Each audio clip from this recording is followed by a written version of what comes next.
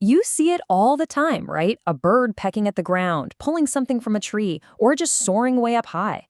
But have you ever stopped to think, what's really going on in that moment? What's on the menu in their world? Well, the answer is way more fascinating than you might think. It seems like such a simple question, doesn't it? But the answer opens up this incredible world of adaptation, intelligence, and flat out survival.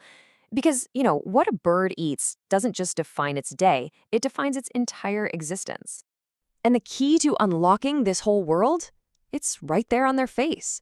A bird's beak isn't just a mouth. Nope, it's a highly specialized tool, perfectly crafted for its specific diet. If you know how to read the beak, you know the bird. So, first up, a beak for every meal. Let's take a look at the tools of the trade. Just look at the contrast here. It's wild. On one side, you've got the sharp, curved beak of a hawk. That thing is a powerful tool designed for one thing, tearing flesh. But then on the other side, a finch's short, stout beak is basically a perfect little nutcracker built to split seeds wide open. Two beaks, two completely different lifestyles. And the specialization for liquid diets is just as amazing. A hummingbird's beak is essentially a delicate straw, evolved to go straight for that sweet nectar deep inside a flower. Meanwhile, a duck's beak is a whole different ballgame. It's a complex filtration system. It has these tiny bristles inside called lamellae that act like a sieve, trapping food while pushing all the water and mud out. So cool. Okay, so with all these different tools, what are the main food groups? Well, it turns out most birds fall into one of three major categories. It really boils down to three main groups. You've got your carnivores, the hunters, your herbivores, the plant eaters, and then the omnivores, the opportunists who eat a bit of everything. From the hyper-focused kingfisher to the super adaptable sparrow, these categories pretty much cover the entire bird kingdom. But the lengths some birds go to for a meal, especially those carnivores, that's where things get truly incredible. And that is not an exaggeration. An owl's hearing is so finely tuned, it can pinpoint the exact location of prey moving silently under the snow.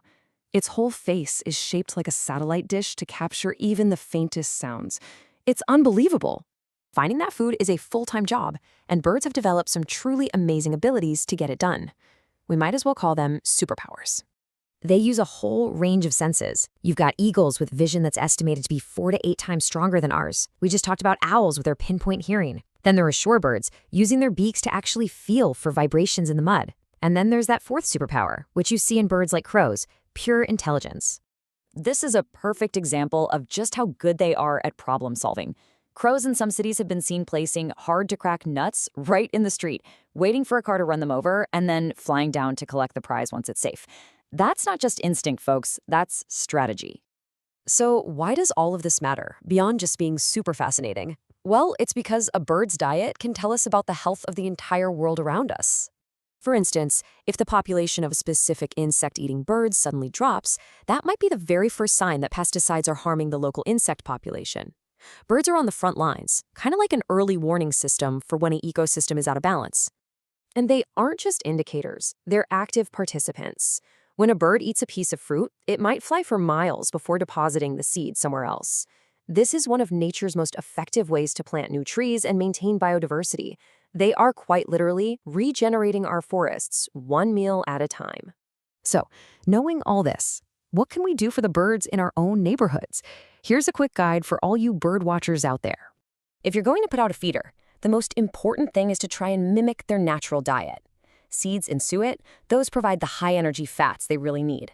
Bread, on the other hand, is basically junk food for birds. It fills their stomachs without giving them any real nutrition.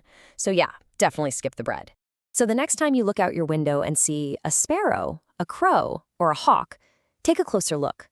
That beak is telling a story of millions of years of evolution, of a specific role in the ecosystem, and a life spent in the constant, clever search for sustenance. What story will you see?